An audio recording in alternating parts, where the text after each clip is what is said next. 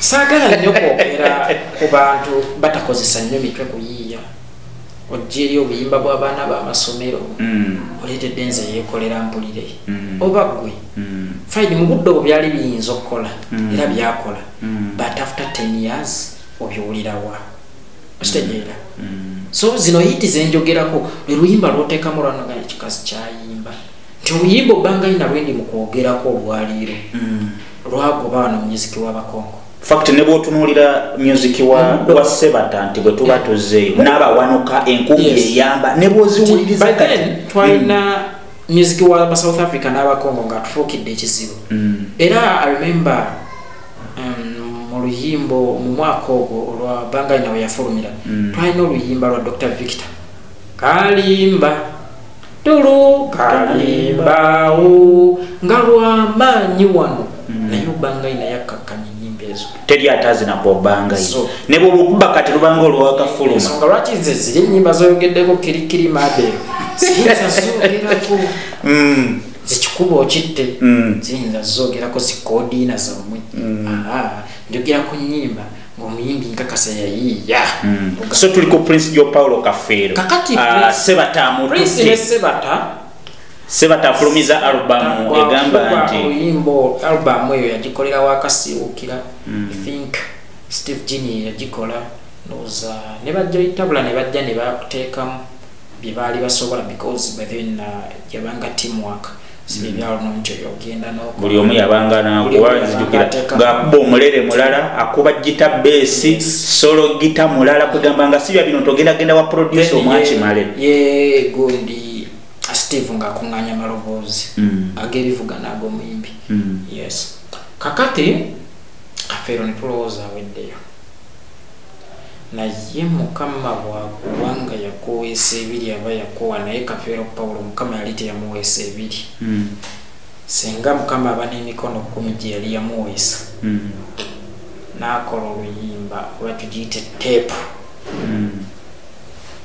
baita Dipo Nazigala omwaka 2023 Dipo Nazigala kuba kafaananyi ka Paulo Lujuju kamanda w'abatamiivu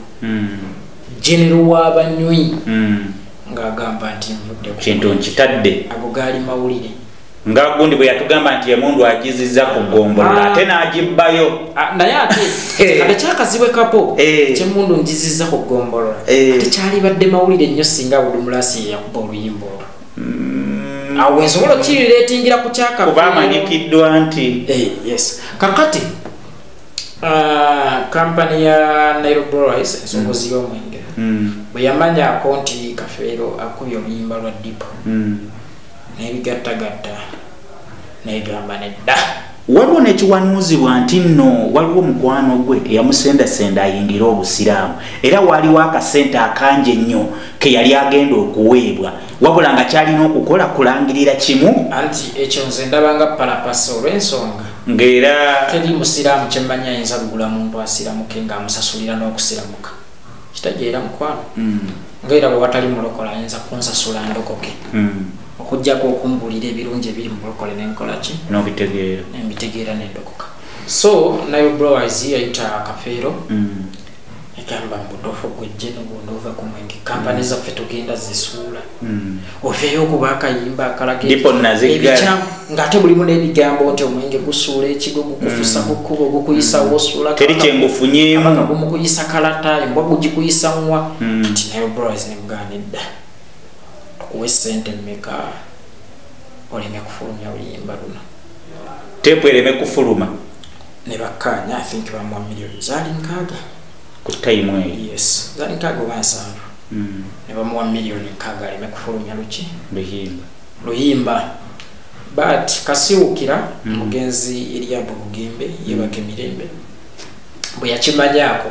oluyimba olwo era balukwatira wakasiwukira naye era nga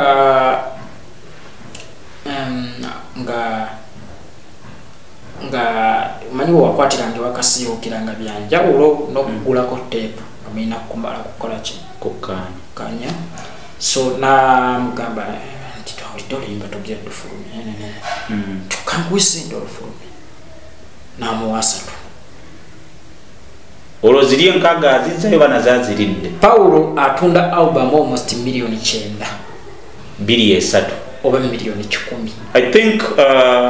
time eyo zaali sente nyingi tewali yali atunze album sente ezo tuzituume obukadde nga lukaago bw'ennaku zino oba 5 kuba by then kilo ya sukali yali ya 8 olwaleero neyameka ennaku zino 13.5 kisinziira omuguzeewo which means sente ezo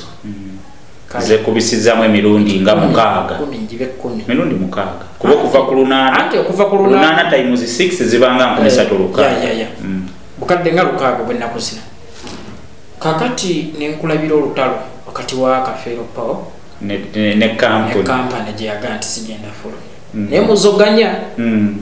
naye oluvannyuma ne batuula ku mmeeza ne bakkaanya kampani nemugamba ogenda kuyimbanga ku bivulu byonna bye tutegese ne bye tutaddemu ssente ku bwereere kumala ebbanga ne beebala kuyimba ku promotion zonna